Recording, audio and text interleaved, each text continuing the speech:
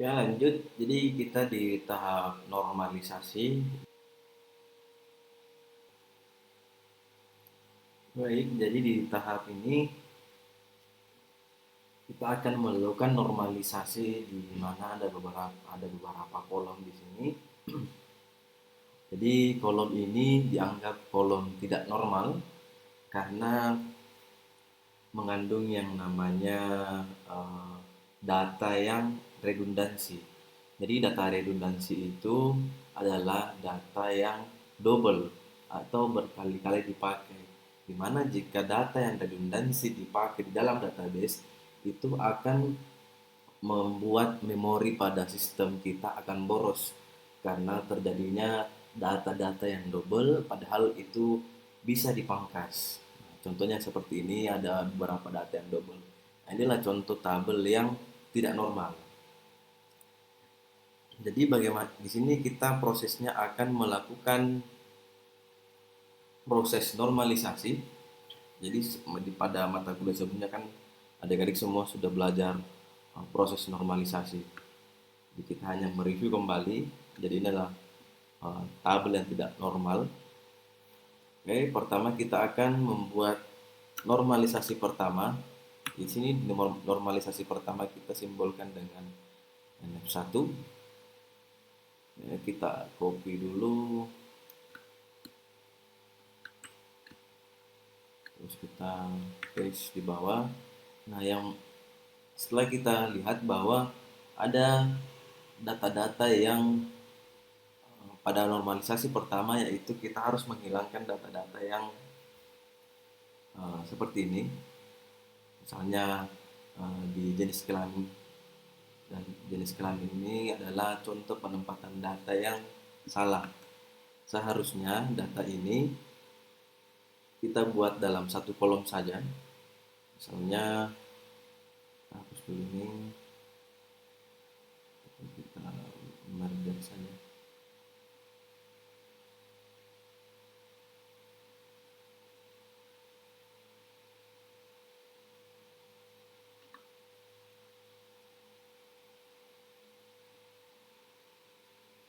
Kemudian kita hapus ini, kita merger saja.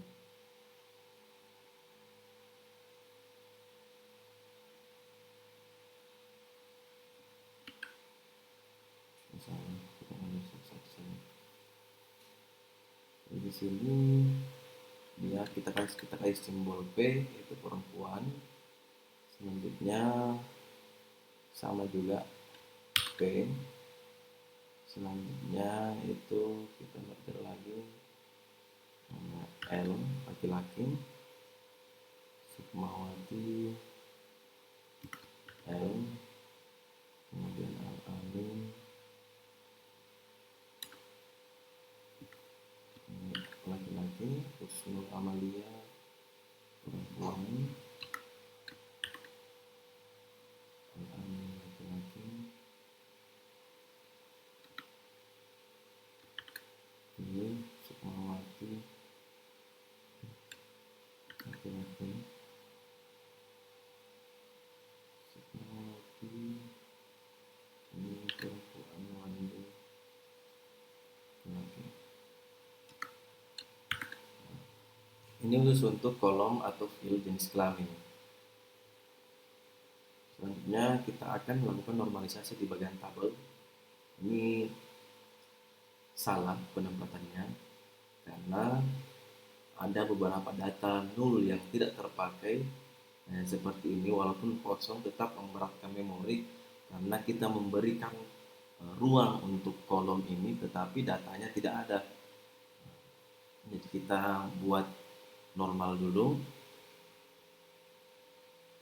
Jadi di sini jadwal kita ganti jadi hari saja.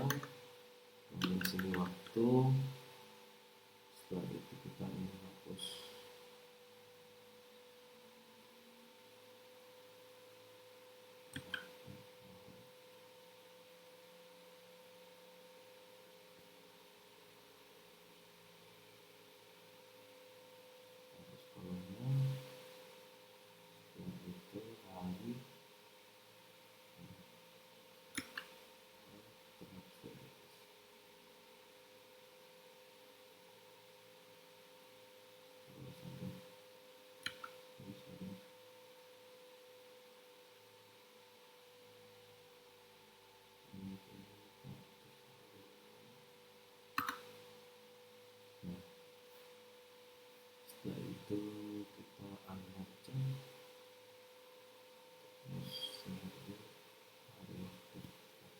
kita lihat di sini, sesuaikan.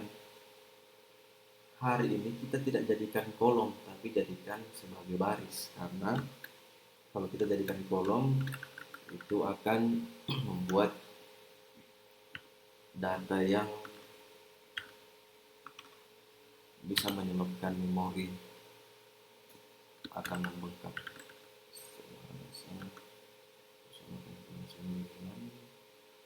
Di sini 17 14 itu ini hari Selasa, ini hari Kamis, ya, hari Kamis jam 11 sampai 15, ini Senin, ini Kamis 15 sampai 16. Setelah itu di sini itu hari Senin,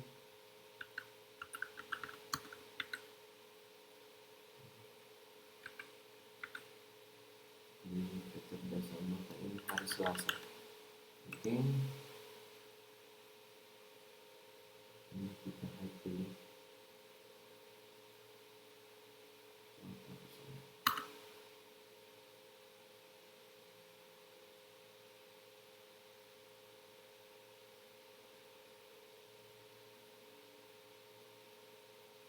Nah, di sini sudah kita lihat bahwa perbedaannya di jenis kelamin kita buat satu kolom saja seperti ini, dan di jadwal ini hari apa tadi, hari Selasa, dan di jadwal. Jadi kita buat model seperti ini. Nah, selanjutnya setelah proses normalisasi pertama, kita lanjut ke proses normalisasi kedua. Tapi sebelum lanjut ke proses normalisasi kedua, kita harus menentukan dulu bagaimana keterhubungan atau saling ketergantungan data dengan data lainnya. Jadi pertama misalnya kayak begini, NIM. Jadi nama mahasiswa itu bergantung pada NIM. Begitupun dengan jurusan dan fakultas, jenis kelamin. Jadi saya cocok sini NIM. Jadi ketergantungan datanya di sini nama, jurusan, fakultas, jenis kelamin. Jadi acuan dari data ini itu ada di NIM. Oke, kode mata kuliah ini tidak bisa mempengaruhi NIM karena masing-masing punya pendirian masing-masing. Di mana NIM ini mewakili nama mahasiswa, sedangkan kode mata kuliah ini mewakili nama mata kuliah dan SKS. Jadi di sini kita tulis kode MK atau kode mata kuliah, di sini nama MK, kemudian SKS. Kenapa cuma sampai SKS? Karena bisa saja ada mata kuliah yang sama tapi kelasnya berbeda. Jadi misalnya ada adik-adik yang sama-sama memprogramkan mata kuliah pemrograman web misalnya. Anggaplah sekarang di Unimers ini ada beberapa kelas. Kemudian ada yang masing-masing memprogram pemrograman web.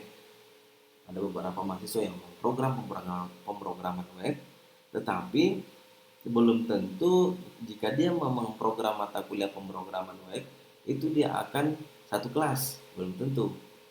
Jadi bisa jadi ada mata kuliah yang sama tetapi mempunyai kelas yang berbeda. Paham ya? Jadi di pemrograman web misalnya ini pengumuman kelasnya KL01, kemudian ini KL02, ini anggaplah salah, ini KL03. Jadi contohnya seperti ini, mata kuliah pemrograman web yang diprogram dia di kelas 01, sedangkan Hamidah Nasir itu memprogramkan web di kelas 01, tetapi ini Wandi memprogram juga web tapi di kelas 03.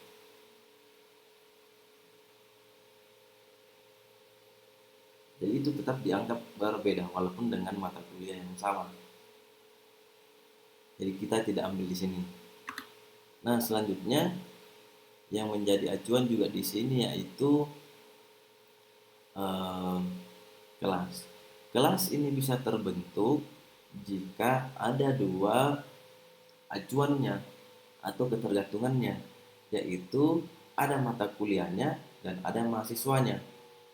NIM dan kode MK, jika keduanya sudah ada, barulah terbentuk yang namanya kelas. Tidak mungkin ada kelas yang tidak ada mahasiswanya. Dan mahasiswa juga tidak akan mungkin masuk ke kelas jika tidak ada mata kuliah yang dia program. Seperti itu. Jadi di sini yang jadi acuan untuk pembuatan kelas yaitu adalah NIM dan kode MK. Jadi acuan dari atau ketergantungan dari kelas ini adalah NIM dan kode mata kuliah. Jadi di sini saya tulis kelas, termasuk juga dengan jadwalnya ya. Kelas, hari, waktu kapan diajarkan, terus dosen pun begitu. Tidak mungkin juga ada kelas yang tidak ada dosennya. Kode dosen, nama dosen. Oke, selanjutnya yaitu di dosen. Jadi nama dosen ini bergantung dengan kode dosennya. Jadi semua dosen itu punya kode, sama juga dengan NIM, sama juga dengan mahasiswa punya NIM. Oke, lanjut. Jadi di sini dosen atau ID dosen, di sini nama dosen. Nah, inilah yang keterhubungan antara data dengan data lainnya atau ketergantungan data dengan data lainnya. Ini pada saat proses NF1 ini penting adik-adik ketahui agar proses pembuatan atau normalisasi akan menjadi lebih mudah. Selanjutnya kita masuk ke normalisasi kedua, yaitu kita akan pisah tabel ini menjadi beberapa tabel berdasarkan dari ketergantungan data masing-masing. Nah, pertama saya ambil dulu ini. Ini adalah data dari mahasiswa yang kita ambil dari sini, di mana masing-masing ini mempunyai ketergantungan pada NIM, kecuali jurusannya. Jadi jurusan ini sebentar akan kita bentuk entitasnya masing-masing. Tapi sementara kita ikutkan dulu di NIM. Nanti kita akan melakukan normalisasi ulang di bagian mahasiswa. Selanjutnya itu kode MK, nama MK, SKS seperti sini sampai sini, sampai di SKS saja. Kita ambil di sini. Oke. Setelah itu NIM, kelas, hari, waktu, dosen, kode dosen. Jadi ini kita ambil. Ini namanya. Setelah itu terakhir di ID dosen dan nama dosen.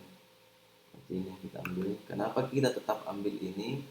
Karena dosen ini tetap bergantung dengan kode dosen.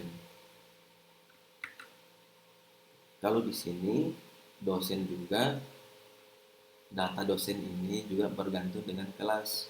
Tidak mungkin data di dalam kelas itu tidak ada dosennya. Oke, selanjutnya kita beri tahu nama tabel. Ini tabel mahasiswa. Ini tabel mata kuliah. Ini tabel jadwal. Ini tabel dosen. Oke, jadi di sini sudah ada 4 tabel yang telah kita normalisasi. Kita telah memecah beberapa bagian menjadi 4 tabel. Setelah itu kita akan lakukan normalisasi ulang, di mana masih terdapat beberapa redundansi di normalisasi kedua ini. Salah satunya yaitu pada dosen. Tulis dulu sini normalisasi ketiga.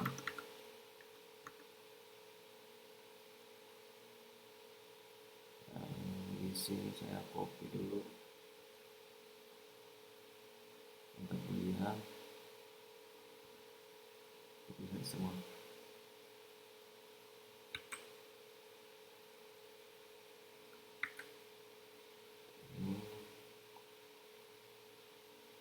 Jadi yang akan kita hilangkan di sini yaitu Korea dosen karena sudah ada di sini.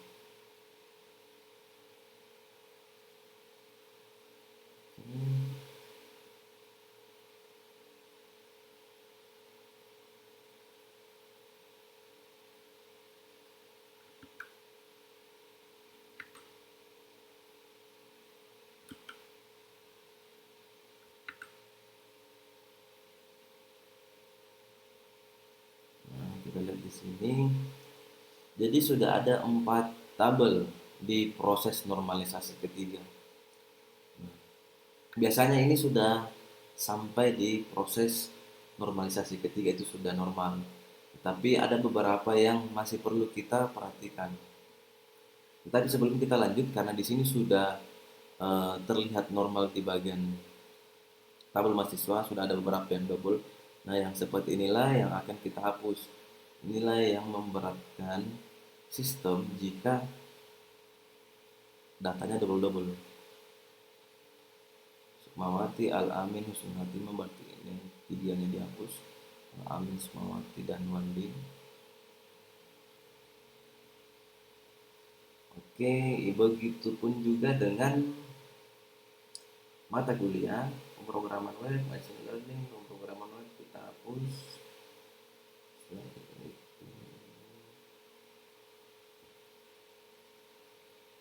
Kecerdasan buatan, elektronika dasar, kita hapus juga. Pemrograman web, kecerdasan web kita hapus. Karena kodenya semua sama, salah satunya. Ini sudah. Nah, selanjutnya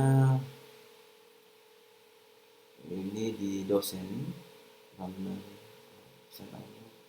ini kita hapus karena sudah ada datanya di atas. Ini ini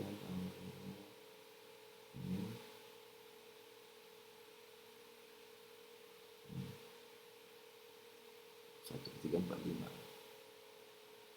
Bedanya tabel ini dengan tabel di jadwal ini disebut dengan tabel transaksi, di mana proses atau ketergantungan data dari kelas ini itu ada di NIM dan kode mata kuliah.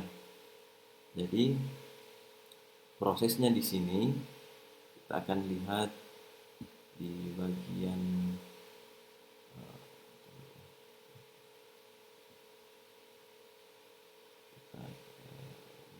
mahasiswa, kita normalisasi keempat. Di normalisasi keempat ini kita akan buatkan tabel khusus untuk jurusan dan fakultas.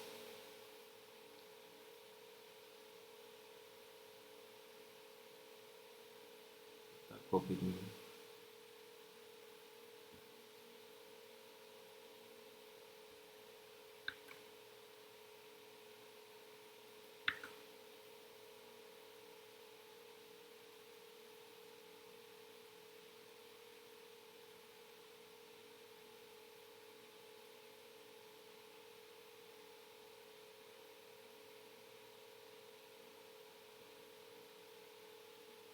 Ini kita ganti menjadi ID jurusan. Begitu juga ini ID fakultas. ID jurusan dan fakultas ini kita buat seperti dengan tabel dosen atau tabel mata kuliah. Jadi kita buat tabel jurusan di mana isinya seperti misalnya ID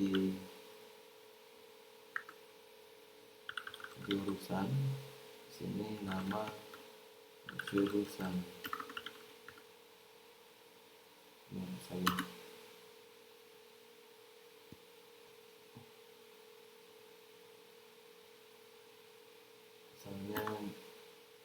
JR 01 teknik informatika. Ya, kita tambah lagi satu untuk relasinya. Ini jadi 02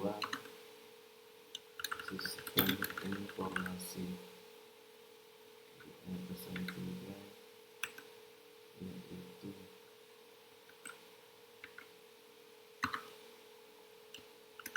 teknik elektro.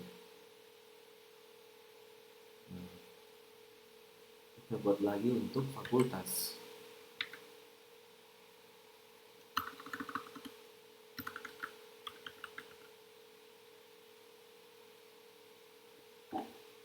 ID fakultas, nama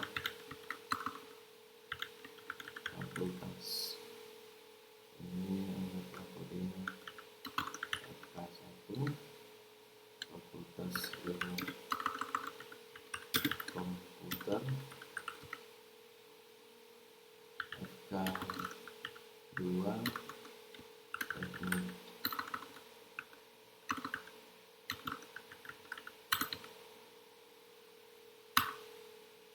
Kita seperti ini. Kita lihat lagi yang di atas ketergantungan datanya. Tadi di NF2 kita lihat di sini bahwa kelas ini bergantung dengan NIM dan kode mata kuliah. Jadi ada tadi yang kelupaan bahwa di proses normalisasi terakhir kita tambahkan 2 kolom. Kita tambahkan di sini. Ini saya bilang NIM. Ini di sini. Terus kode FK.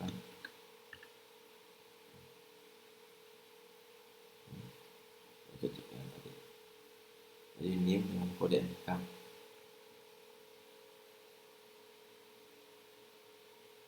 Ini kita sesuaikan dengan yang tadi. Kemudian juga dosen.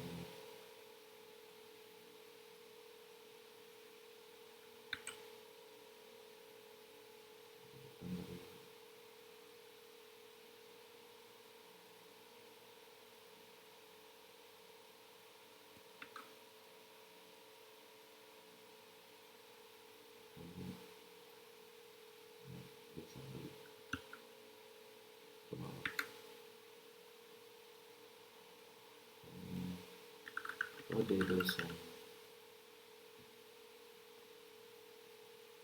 Jadi kita perhatikan di sini, NIM inilah, misalnya tadi si Hamida ini bukan kanan. Si Hamida ini memprogram mata kuliah FK01 di sini di kelas 01 hari dan waktunya. Nah, dosennya. Jadi yang kita masukkan di situ cuma kodenya, bukan namanya. Karena kode ini telah mewakili nama, NIM juga begitu, dan kode mata kuliah pun begitu. Ini dan seterusnya seperti itu yang tadi kita ikuti saja di bagian tabel pertama. Kemudian ini di tabel jurusan dan tabel fakultas kita sesuaikan di sini. Jadi teknik informatika itu kodenya JR01. Sistem informasi itu JR02. Juga begitu teknik elektro JR03. Teknik Informatika JR 01, Fakultas Ilmu Komputer FK1, FK2, FK1, FK1, FK2, FK1. Kita rapikan dulu.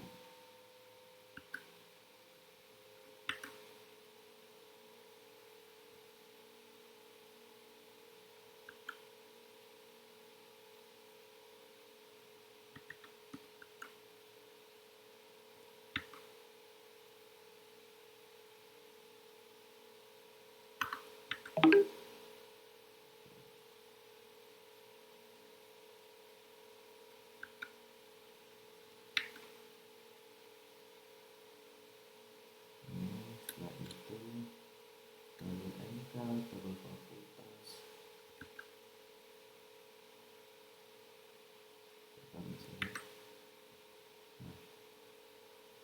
Ini kita lanjutan datanya itu kita lihat saja di bagian tabel-tabel sebelumnya. Bahwa ini kode mata kuliah ini dia memprogram di kelas berapa. Ini dicek lagi saja di atas. Nah, beginilah proses normalisasi dari yang sebelumnya tidak normal seperti ini. Kita lakukan normalisasi menjadi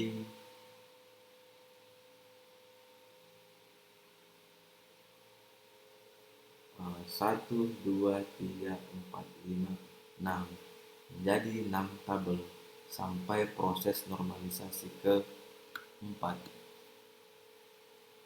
Oke, baik adik, jadi silakan di review kembali, diulang-ulangi kembali untuk materinya, karena setelah ini kita akan masuk ke proses praktikum atau proses teknisnya, bagaimana proses pembuatan database tidak menggunakan Excel seperti ini, tetapi menggunakan MySQL.